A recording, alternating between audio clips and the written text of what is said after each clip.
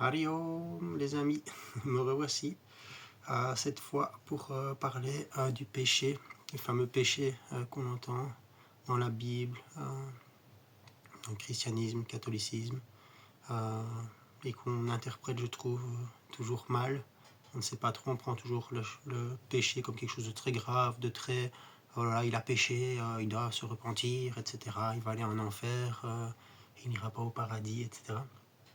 Donc je voulais juste dédramatiser ça, simplement expliquer le fond du péché, en tout cas mon interprétation. En fait, le péché, c'est jamais que ce qu'on considère dans l'hindouisme, dans le bouddhisme, etc., comme la souffrance, si vous voulez. C'est tout le mental, c'est toutes les cogitations, etc., qui amènent des jugements, qui amènent des actions parfois inadéquates, etc.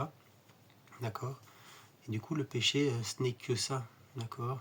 Et quand on dit si vous faites des péchés, vous irez en enfer, ben oui, si vous ne faites pas un travail spirituel, développement personnel pour calmer le mental et donc pour observer vos travers, les accepter et qu'ils réapparaissent de moins en moins, hein, comme j'ai déjà expliqué dans la vidéo concernant la culpabilité et même le psaume 50. Et donc forcément que si vous ne faites pas ce chemin-là, et que vous êtes tout le temps dans ce mental, la cogitation, etc., ben en fait, c'est l'enfer, si vous voulez. D'accord? On parle souvent d'enfer et de paradis après la mort, mais tout ça, c'est une mauvaise interprétation de ce que Jésus a dit. Le paradis et l'enfer, ils sont ici sur terre, ici et maintenant. Le paradis, c'est la conscience, c'est l'éveil, c'est la paix intérieure. Et l'enfer, ben, c'est tout le monde des ruminations, des cogitations, donc la souffrance dans l'hindouisme et le bouddhisme.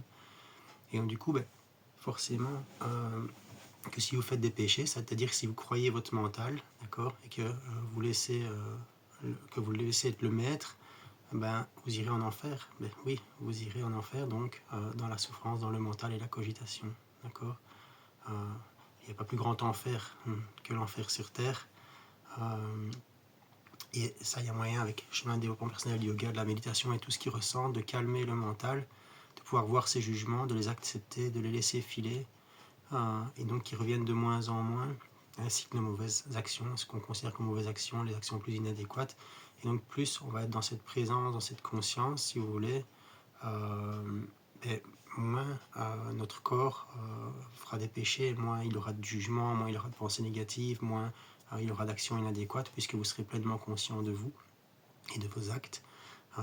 Et donc vous irez alors au paradis. Donc du coup, le paradis, ben, c'est l'état d'éveil. Plus vous allez calmer le mental et donc moins être dans les péchés, et forcément plus vous vous rapprochez du paradis et de l'éveil, quoi. Voilà, c'était une mini vidéo juste pour expliquer ça. Allez, prenez soin de vous.